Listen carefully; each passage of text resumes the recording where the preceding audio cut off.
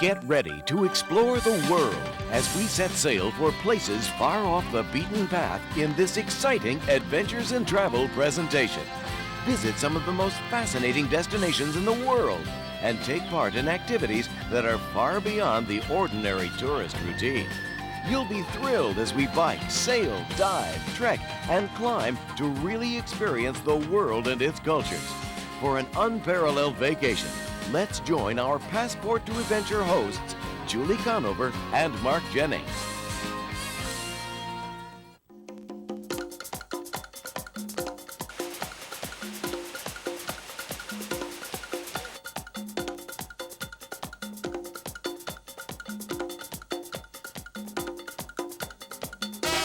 Hi, and welcome to Passport to Adventure. I'm Mark Jennings. And I'm Julie Conover. Costa Rica is an exotic amusement park designed by Mother Nature herself.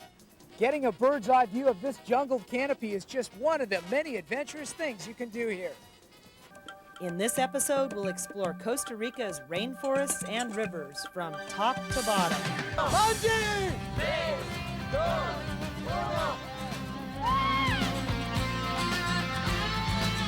Kayakers and river rafters have been flocking to Costa Rica from all over the globe.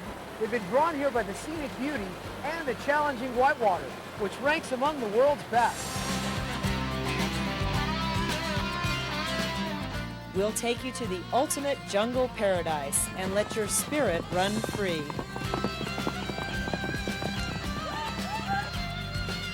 The tiny country of Costa Rica offers some of the most incredible natural diversity in the world.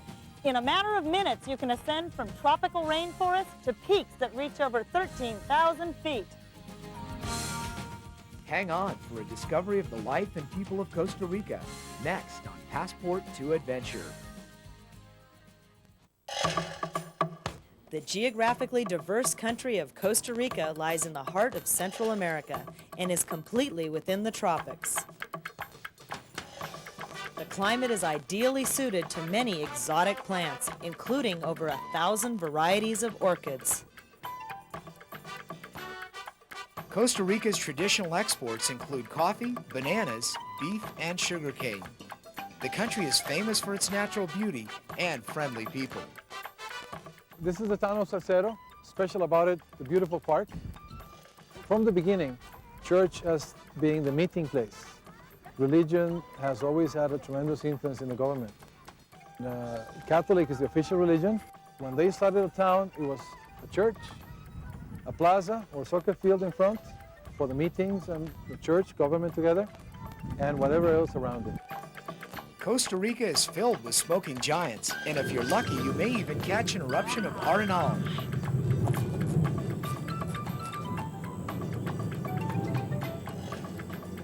The heat from this active volcano creates relaxing thermal springs.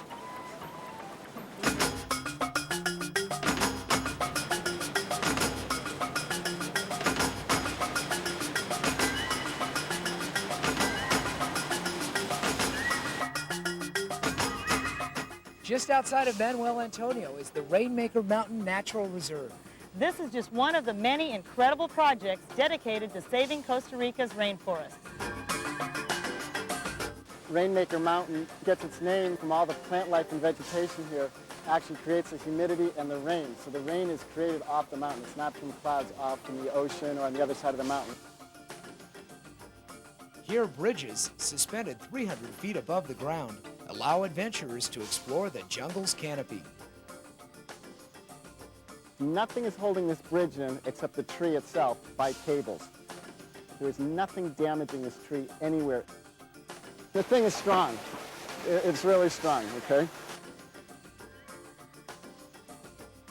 The bridge where we're about to go out on is under construction, and not all of the safety netting is around it. Actually, there's no netting on it. And so what we're wearing is, this is a rock climbing equipment so that nobody falls off the bridge while we're out there walking around.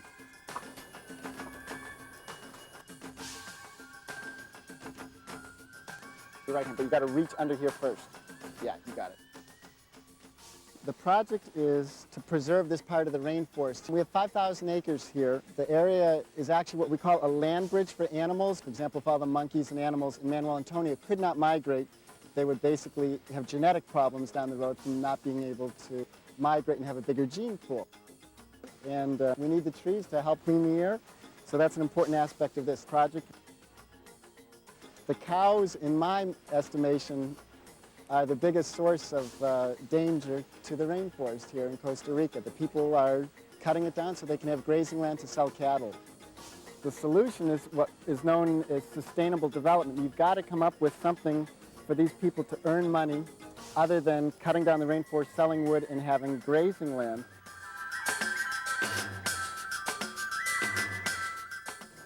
Julie, you're fearless. I love it. And we've actually built one trail over there for the people who come up here who don't feel comfortable. And we call it the White Knuckle Trail. So the people who come up here and freak out, and then they can walk down the other trail.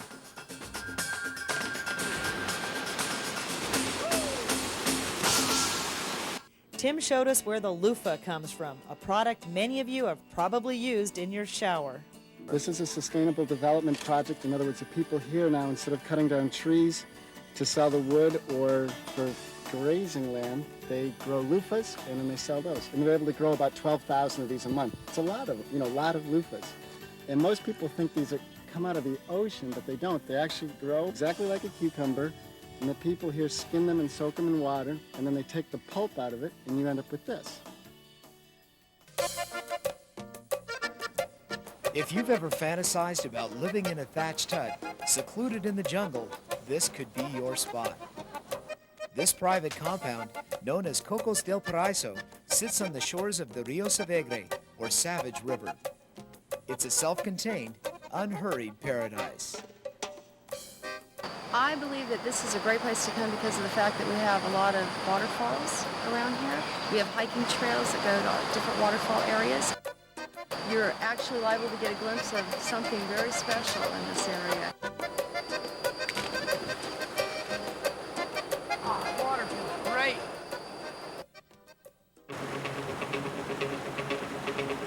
It's the river Savegre, the class 2 and 3. It has rapids and then pools to it.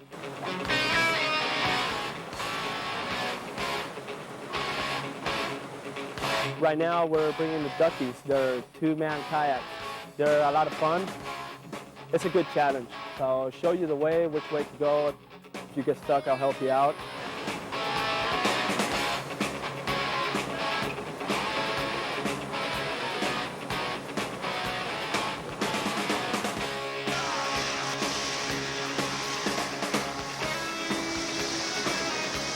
We give safety in kayaks. We could get faster to people if anything was to happen.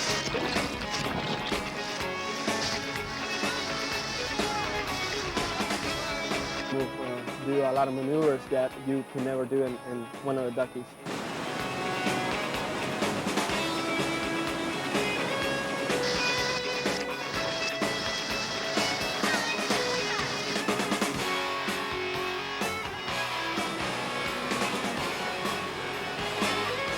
The fear is the most problem.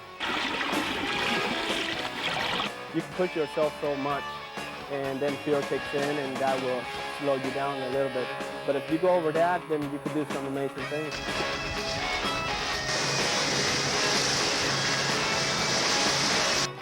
It's the nature. I mean, it's so beautiful. Real clean water. It's all jungle. It's being real close with nature and things that human beings cannot build. You have to come and see it. All the trees and the birds, it's incredible.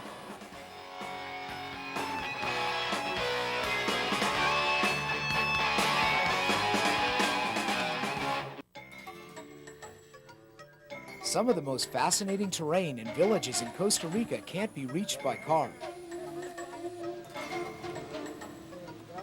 We saddled up for a journey that would take us across the Rio Savegre into the land of the rural mountain people.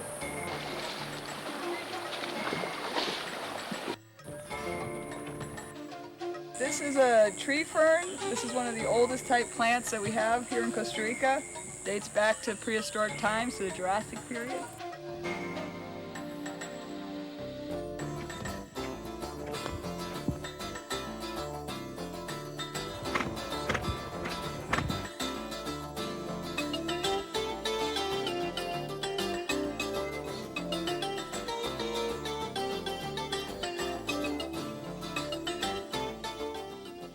people in this village have been living off the land for the last 200 years.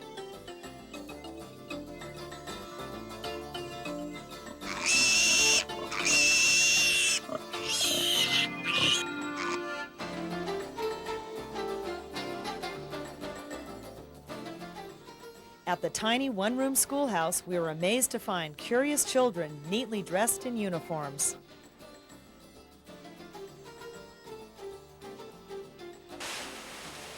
Our payoff for the long, hot ride was a refreshing dip in the nearby pools and waterfalls.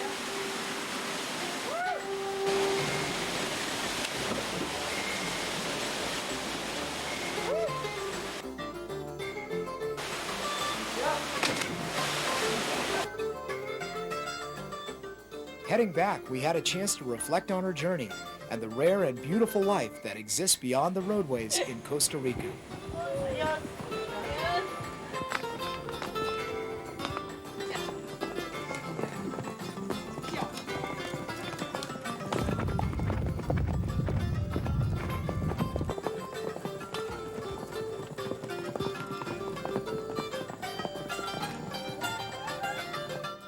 The whole ride had been a great discovery, all a part of the adventure to be found at Cocos del Paraiso.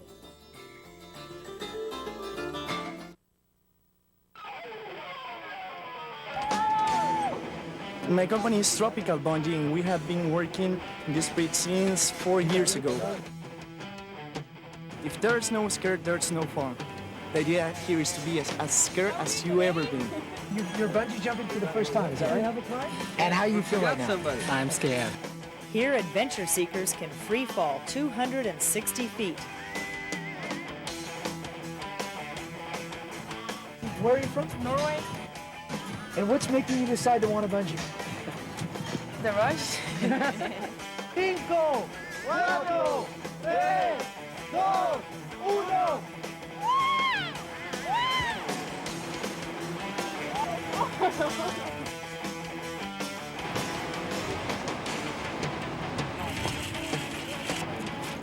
That was great. Yeah, adrenaline. I hear that they're considering making this an Olympic event. What do you think about that idea? Well, I think it's a nice idea because many people get really afraid of bungee because they don't know what is it. This is not as dangerous as it looks. Something that always helps is to scream. If you want to scream, scream as much as you want. Okay. Okay? Okay. Ready?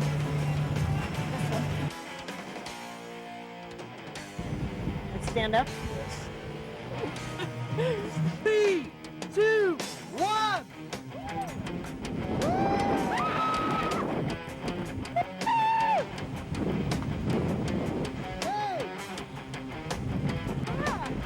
That's the scariest part.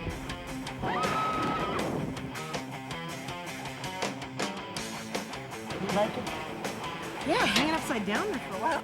Is it still as exciting to you as the first time? Well, the difference is that now I know what I'm doing.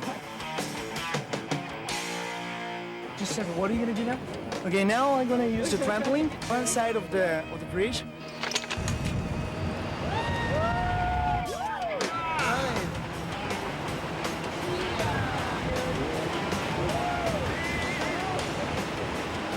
Always I step up here, I'm afraid. Yeah. And the day that I won't jump anymore. Right. Then the thrill is gone. Exactly. If there is no scare, there is no fun. On the waters of the Reventason, Olympic kayakers are fine-tuning their skills for the ultimate competition. What part of Austria are you from? I'm from the east part of Austria. Traveling here in the cold months of February and March, I think one of the best places of the world, and it's the best place to train and to get whitewater experience for the races. Okay, what you see is whitewater slalom. It's a kayak class. This is Olympic sport. You try to go fast through the gates, fast as you can.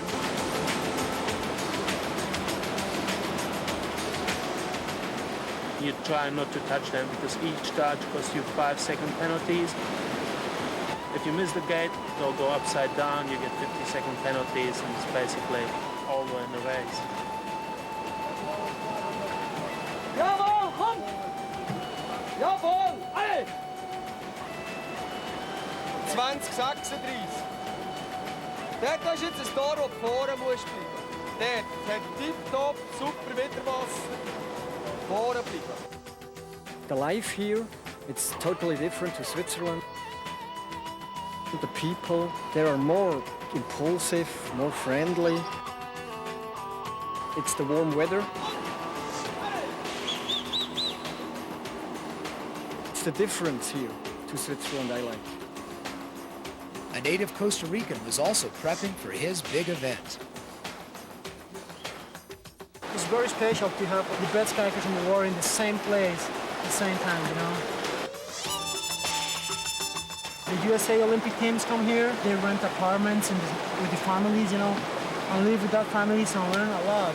You know, learn Spanish, we have different cultures together, you know, like, it's awesome. The Reventa Zone is just one of many challenging rivers here. We were getting fired up for a river rafting adventure. Tomorrow we do the Pequare. Oh, it's a beautiful river. That is great. Hang on for a wild whitewater excursion, next on Passport to Adventure.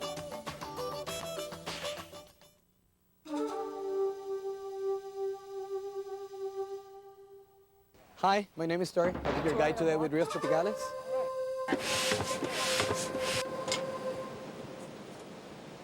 The less you take, the less you lose. The Pequare gives food and shelter to us, but it claims a lot of stuff.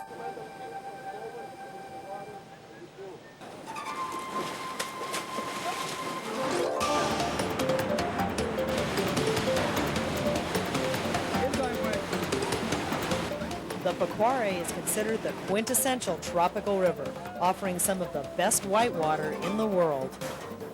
Its rugged gorges are densely vegetated and home to jaguars, ocelots, and monkeys. This 18-mile stretch is an exhilarating workout for rafters and guides. I know, it's just a very healthy environment over here. You can do healthy stuff in the city, but never like this. And get people involved in a team-oriented effort like you guys are doing today. It's not easy, and it's very challenging for all of us every day.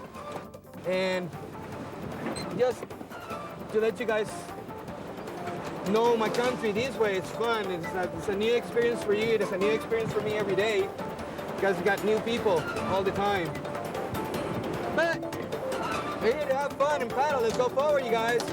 All together. Time you're gonna earn it.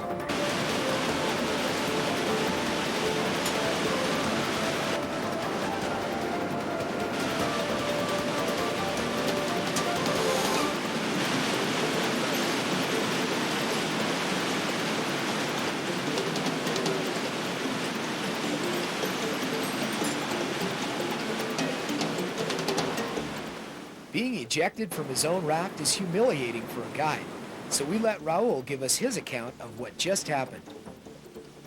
Yeah, we didn't have power enough, so we went against the rock, we did a high side, and that's it.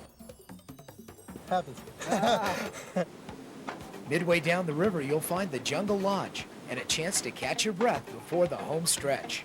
I just got done drinking about a gallon of water, river water that is, and it's been a lot of fun. I'd recommend it to everybody. Here, guests can spend an unforgettable night in the jungle. It's definitely a type of place if you're coming to look for adventure. It's the best. A natural skylight complements the tiki hut, where you can have lunch and savor the experience. Was it scary at all for you guys at any point in time?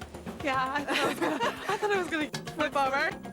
What was your favorite part of the experience? Well, when you're just going right into the water and you see it just splashing up, you know you're about to go in, and you don't, which is amazing. After lunch, you still have the grand finale to look forward to. What's the best part? About to come. We have one of the most difficult rapids ahead of us. It's got a lot of dynamics in it. It's called Cimarron, and that's where most of the people fall out on the stretch.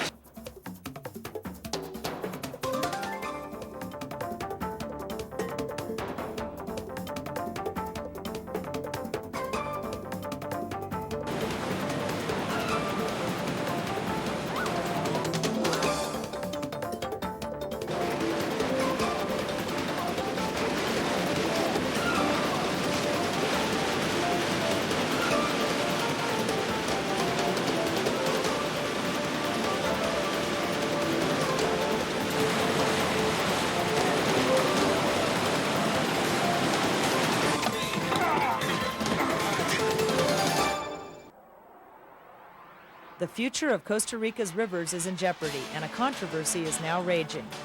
Grassroots organizations have formed to fight the construction of dams which would provide hydroelectric power. We are working with the power company to look for alternative sources of energy like geothermic, wind power, solar energy. We have all those here in Costa Rica. In order not to have displaced dams, okay?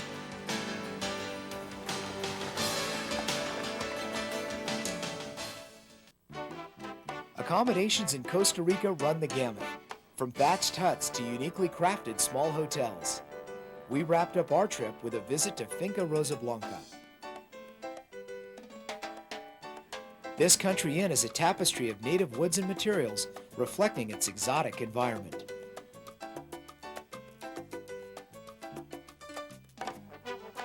Inside the tower is a fantasy master suite, adorned with hand-painted murals.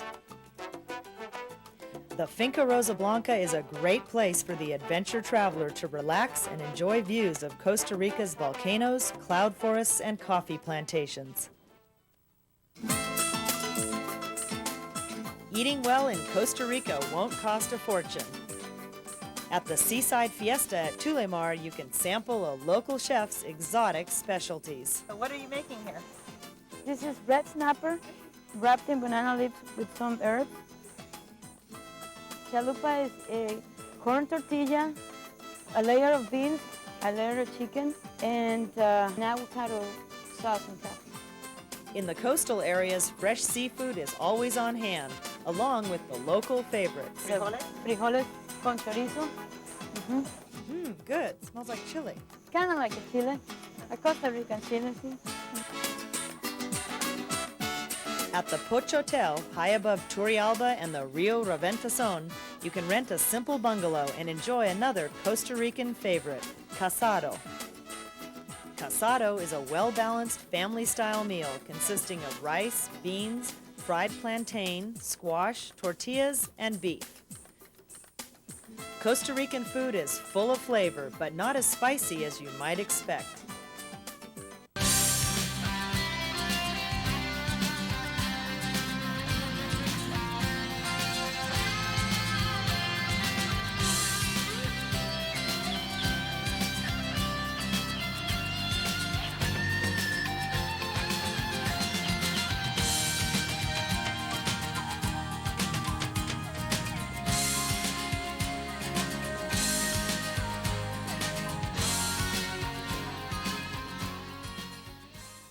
Coming up next in Adventures in Travel is our trip to the French Riviera for a vacation in French splendor with your Passport to Adventure hosts, Julie Momstead and Mark Jennings.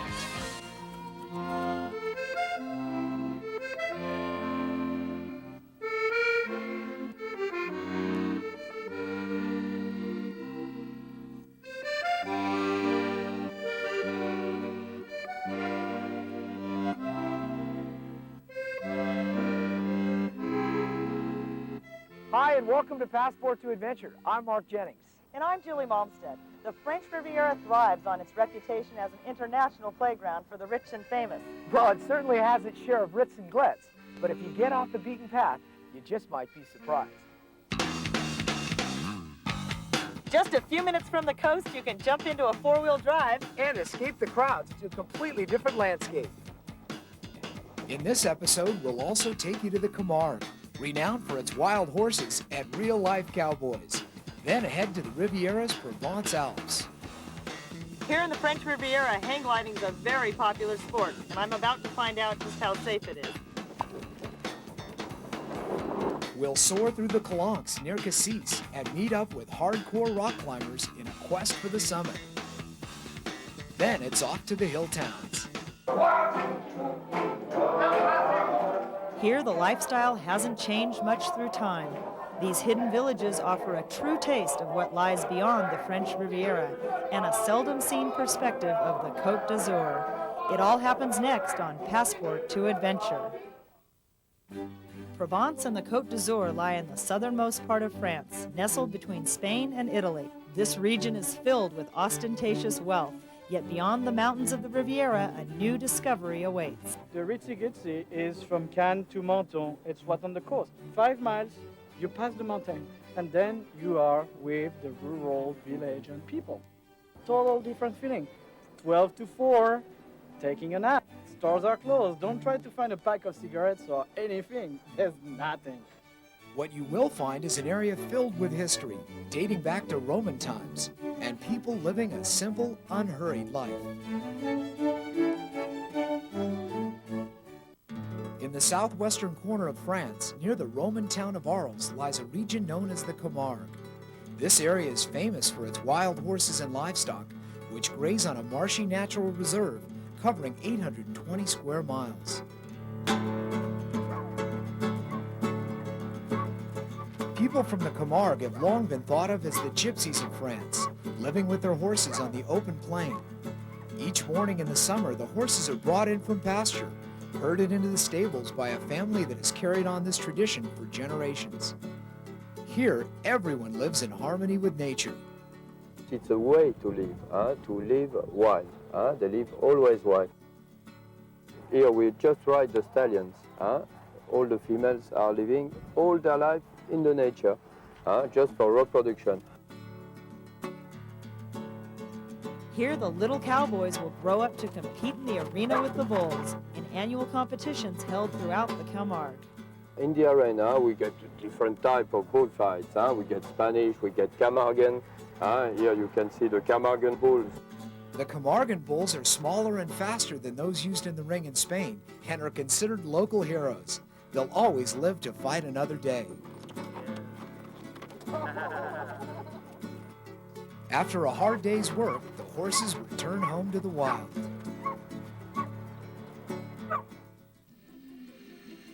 Traveling west through the region of the Provence Alps, you'll reach the gateway to the Côte d'Azur. Here, the flatlands of the Camargue give way to huge rocky bluffs, the coves of which have provided a safe haven for mariners since the days of the ancient Greeks. The water here is crystal blue and has been an inspiration for artists like Vincent van Gogh and Pablo Picasso.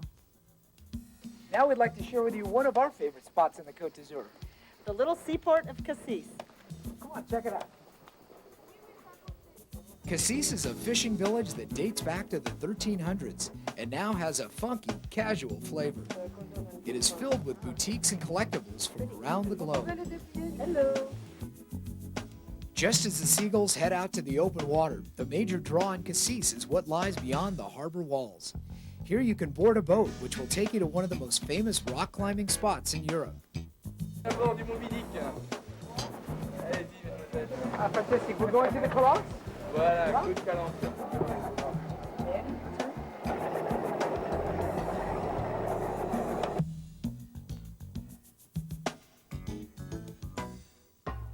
Passing the old walled city, you'll see white limestone cliffs, a classic seascape of the region. From the water, you'll also catch the highest cliff in the Mediterranean, Cap Canaille, which plummets 1,300 feet into the sea. Heading east along the shoreline, you'll pass some incredible rock formations carved out by the sea some 2 million years ago. Our journey would take us along the Calanques. What does Calanque mean? In English, fjord. These fjords are reminiscent of those found in Norway, with towering rock formations.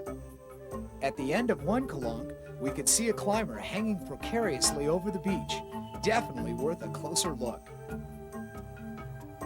The sport of rock climbing involves highly specialized equipment. Harnesses are worn by both the climber and her belaying partner, and carabiner clips are used to secure the climbing rope. Beatrice is a climbing student. Her instructor would belay her by securing the rope against his harness should she fall. Scouting the line is the first step of the assault on the mountain.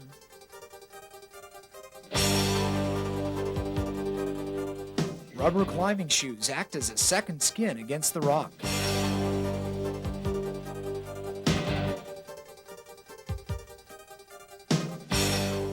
Using the climbing rope as protection and clipping in a carabiner as she ascends, Beatrice moved aggressively up the towering spire.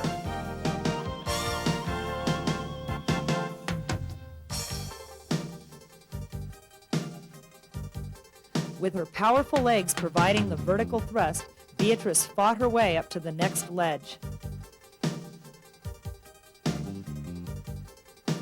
Extending herself in every direction, Beatrice had climbed 2/3 of the way to the top, and now calculated her next move. Meanwhile, on another rock face, an enthusiastic group was giving the sport a shot for the first time. They were showing no signs of holding back. The children have 3 days of climbing here in Cassis. Moi, j'aime bien redescendre. They can practice a very good sport in nature. They can use their intellect.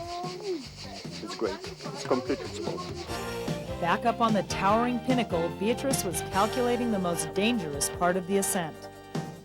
Rock climbing is both mentally and physically exhausting, and selecting the right line is half the battle. With her belaying partner 200 feet below, Beatrice chalked her hands for a secure grip.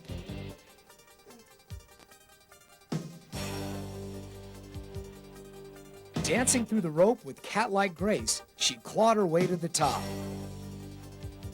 A final lunge brought her to the last ledge, and Beatrice had accomplished her goal, climbing the spire that had looked so intimidating just hours before. Rappelling down from the peak, we caught up with Beatrice. Very good, very good. This gal's amazing. I mean, I could never even think of going up that high. Le contact avec la paroi, avec la roche, réfléchir, Voilà. calme. The Clonks attract climbers from all over Europe. We met up with a couple of hardcore enthusiasts from Italy's Dolomite Mountains. I like this because I like climb and I like swimming in this mare in Italian. È molto selvaggio e il mare è fantastico. Others are drawn to the Clonks by the scenery. I think it's beautiful and the water is so clear and clean and you can't find many places like that in France. Since the Calanques can only be reached by boat or a rigorous hike, they remain one of the hidden gems of the Côte d'Azur.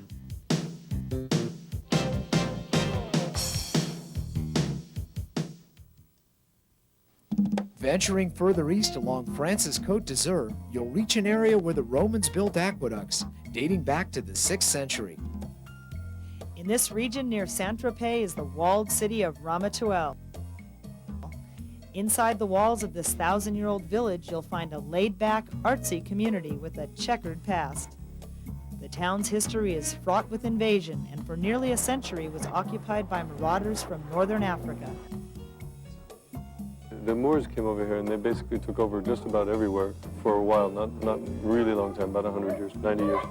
So a lot of it has this real Moorish influence, architecture. Up at the top of here, you find more angular lines.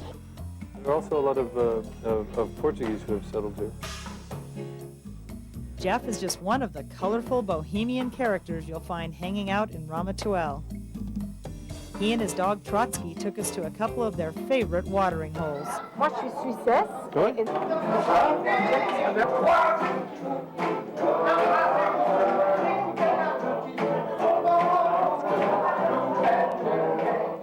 The Fariolette restaurant has a character that reflects the town's eclectic feel. They have like a hippie restaurant. It's a little more relaxed than your normal everyday fare. The Fariolette is run by Alex and her partner Jean-Marc. What do you want? I speak French? The first time. Okay, encore. They take great pride in their homemade pasta. The second time. Okay, this is your phone. You know the fabrication of the pasta. It's good. It's good, but I don't think it's fresh enough. Fantastic.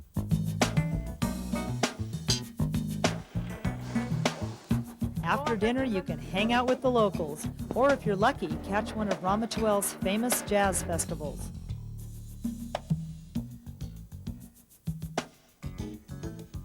The next morning, we whet our appetite for a new discovery, heading further east along the Côte d'Azur to the seaport of Antibes. This chic little enclave was founded by the Greeks in the 5th century BC and is now one of the hot vacation spots in the Mediterranean. Antibes would become our launching point as we headed inland from the coast to the Provence Alps. Within a matter of miles, the road ascends dramatically to a region filled with pinnacles and waterfalls.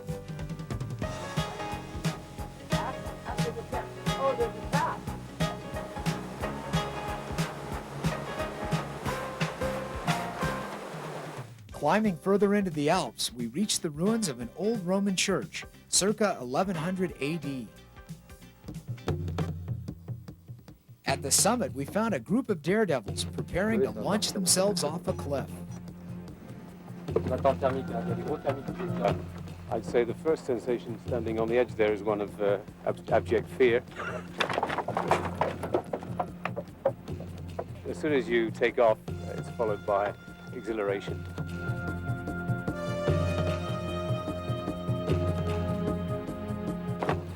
Fantastic sensation of freedom. You can go wherever you want.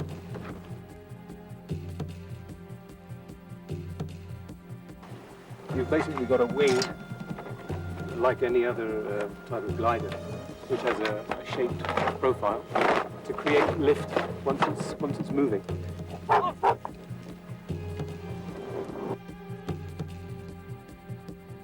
You steer it by moving your weight from one side to the other.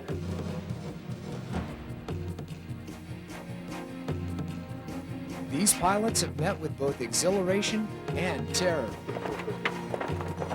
Sometimes horrible experiences when I land, and very amazing feelings when you fly. Julie was preparing to join her guide for a journey into the unknown. Good luck! I think once I get in the air, I'll relax and enjoy it. The takeoff looks awfully scary to me.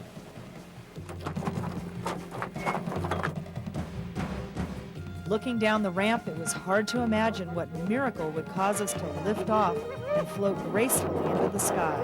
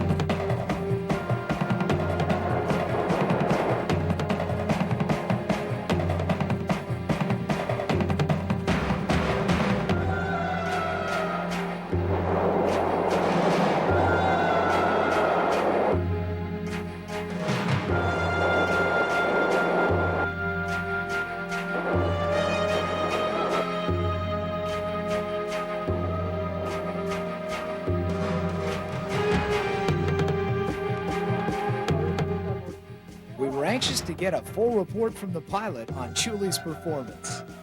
Julie, very good, very good. It's not very heavy, and ran to the start, ran to the landing, no problem.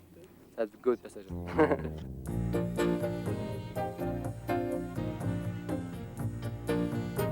This area is the right place. Why? Because it's so unique. It's so different from the areas we have seen before, and it's adventurous. It's just great. I think it's really a contrast between the Côte d'Azur, where everything is overcrowded, really overcrowded, and here it's so lonely, and it's really fantastic. This is obviously a great thing for a romantic couple like that. Romantic. The villages are a full palette of pastel colors. They are picturesque, they are like painted. The colors, the rosé, the yellow, the white, the colors are different. We have never seen before. The colors she describes are captured in these high villages, like Gourdon. The French call these walled mountaintop hamlets nids d'eagles, or literally translated, eagle's nests. These fortress walls would become a bastion for fighting off invaders.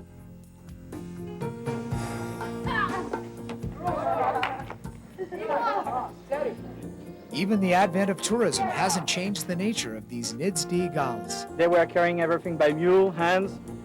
Technique didn't change. We're still here carrying the food up by hands because there's no access by trucks or any other way than carrying by hand. So this village will stay the way it is.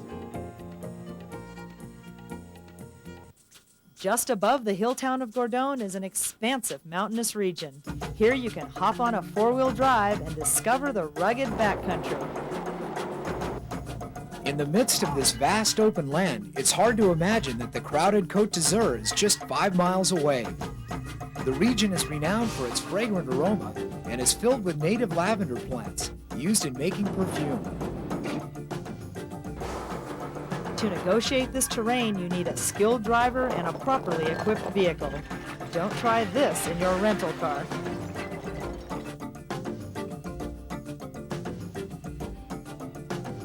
The Provence Alps seem to stretch on forever as the range hovers over the coastal region. In all, the area is over 200 kilometers or 120 miles in length. A four-wheel drive excursion is a great way to get an eagle's eye view of this stunning region. Tucked away in a tiny pocket of the Côte d'Azur is Villefranche-sur-Mer, surrounded by a 15th century citadel. This picturesque village is filled with vibrant colors and is a festive spot that offers a great feel of old France. Villefranche is built around a natural harbor where fishermen still supply the local markets and restaurants. From the waterfront, you can head up to the old village through the Rue Obscure, which winds its way to the heart of this Renaissance town. In the early morning hours, one gets a sense of the unhurried pace in this idyllic seaside village.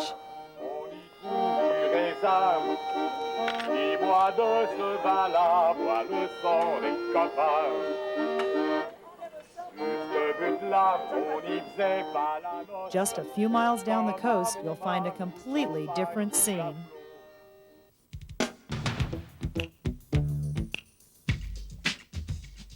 After all, you can't leave the Riviera without experiencing a little of the ritz and glitz.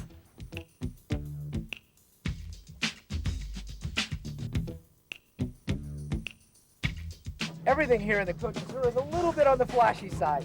This Batmobile is our parasail boat. We're just about to take off in a second.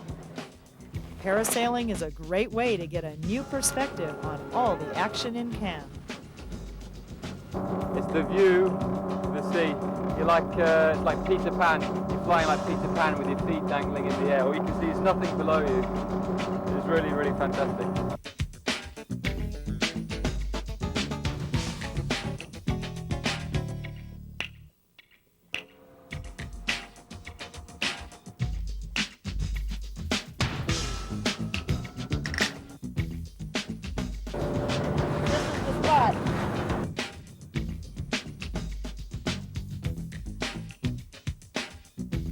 Ah, fantastic. The best part was flying over all those boats. What an exhilarating feeling.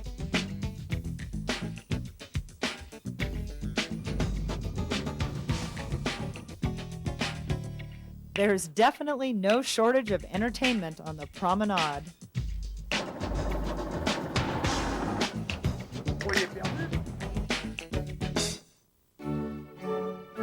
In the heart of the Côte d'Azur is the historic village of Ez, perched on a mountaintop 1,400 feet above the sea. 4,000 years of history behind us. We had people from Italy, people from Egyptian, we have Phoenician people, more people, we had Roman here. The French, the Italian fight over this village for many years. The conception of the village as a fortress has been here and will still here. So definitely that's what attracts the people here. We believe on the products from here. Anything you eat, they are local. You had fish that we fish in the Mediterranean Sea, herbs from Provence from here, and that's what we believe on because this is what the flavor and what this country is about. It's the Provence.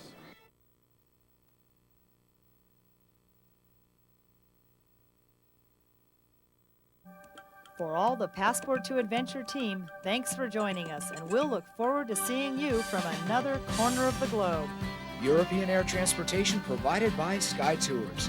America's discount ticket outlet for over 20 years.